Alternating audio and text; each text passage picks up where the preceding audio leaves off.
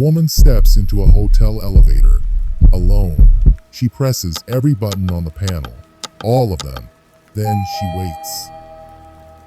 She steps out into the hallway, looks one way, then the other, steps back in. Her hands move through the air, like she's talking to someone. There's no one there. The elevator doors never close, not once, in almost 2 minutes. This footage is real.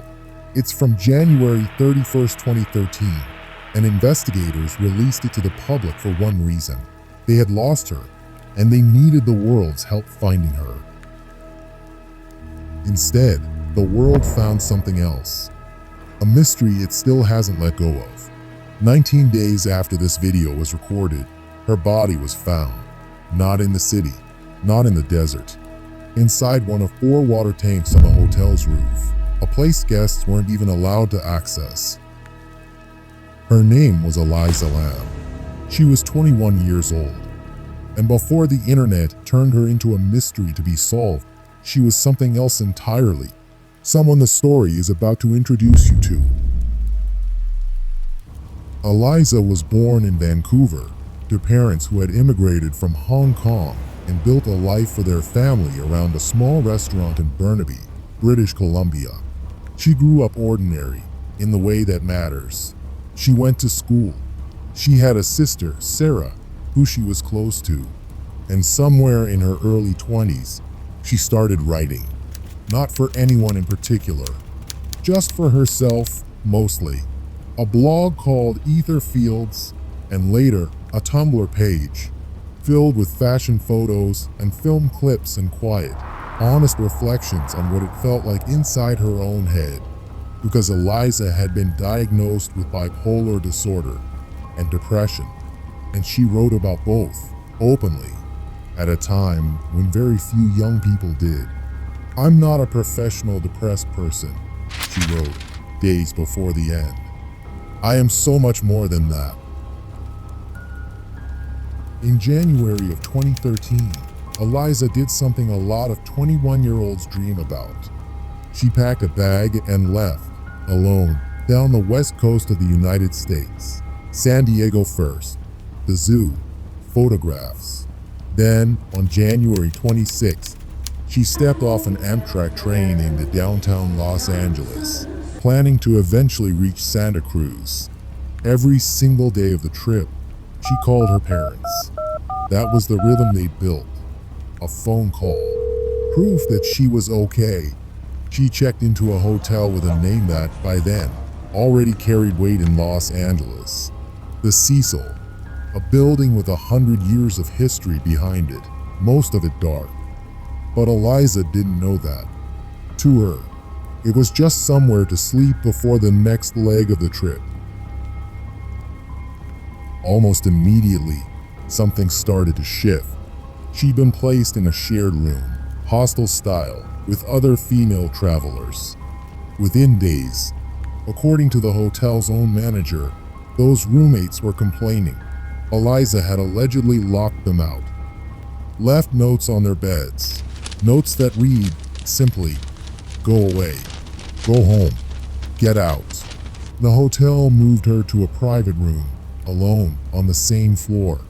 Around the same time, she reportedly attended a taping of a late-night television show and was escorted out by security after acting erratically. What exactly happened in that room has never been fully explained. It's one of several moments in this case where the record simply stops. Then came January 31st, the last day anyone can confirm Elisa Lam was alive. Her parents didn't get their call that day. For the first time on the entire trip, the silence broke the pattern, and parents know, better than almost anyone, what silence like that can mean. Days passed, no word. Eventually, they did what any parent would do. They called the police. The LAPD searched what they could. They came up with nothing. No trace of her. No answer at the hotel. So on February 13th, investigators made a decision that would change the entire shape of this case. They released the elevator footage to the public, hoping someone, somewhere, would recognize her and come forward. Instead, the video went viral. Not in the way missing person appeals usually do. It exploded, first across China and East Asia, then everywhere. Millions of strangers watching the same 2 minutes on a loop, all asking the same question. What was she looking at? And this is where the case splits in two, because from this point forward, there are two investigations happening at once. One belongs to the Los Angeles Police Department. The other belongs to the internet. Amateur sleuths, organizing on YouTube, on Facebook, in forums that never sleep, began building their own version of events, suspects, symbols, hidden meanings in a 2-minute silent video. Somewhere in that noise, an innocent man's life was about to be destroyed. We'll come back to him. But first, the discovery no one was prepared for. On February 19th, 19 days after Elisa was last seen, hotel guests started complaining. The water tasted strange. The pressure was low. A maintenance worker named Santiago Lopez was sent up to check the source. 4 massive water cisterns on the roof, the kind most guests never even know exist. To get there, he had to take an elevator to the 15th floor, climb a staircase, disarm an alarm that only staff could deactivate, climb onto a platform, scale a ladder along the side of the tank. At the top, the hatch was open. Inside, floating in the water that the entire hotel had been drinking for nearly 3 weeks, was Elisa Lam. For months, there was no clean answer. The first autopsy came back inconclusive. Police called the death suspicious, and in that vacuum, in that silence where facts should have been, theories rushed in to fill the space. Foul play, a cover-up, something supernatural, tied to the hotel's own violent past. The internet does not like unanswered questions. It resolves them, one way or another, whether the truth is ready or not. That's how an innocent musician on the other side of the border became a suspect in a murder he had nothing to do with. A dark aesthetic.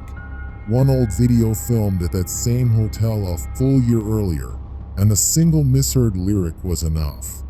He lost his accounts, his safety, his music, nearly his life, for a crime that, as far as investigators were ever concerned, he had no connection to whatsoever.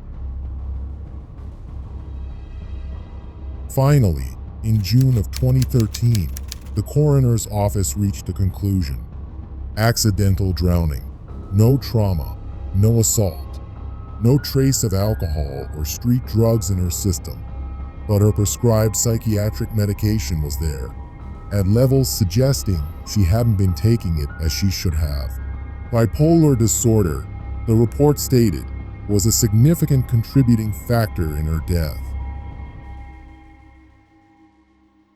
It is, by every official measure, a closed case. A young woman in crisis, alone in an unfamiliar city, climbing to a place no guest should have ever been able to reach. And yet, watch the footage again, and the question that started this entire story never really leaves. What was she seeing in that hallway, in those final visible seconds of her life? Who or what was she reaching for when she stepped out of that elevator and never fully stepped back in? The coroner closed the file, but the video is still out there, still being watched, still asking a question that no report, no ruling, no explanation has ever been able to fully answer. Elisa Lam wanted to be more than the worst moment of her life. In her own words, she was more than that. Maybe it's time the story finally believed her.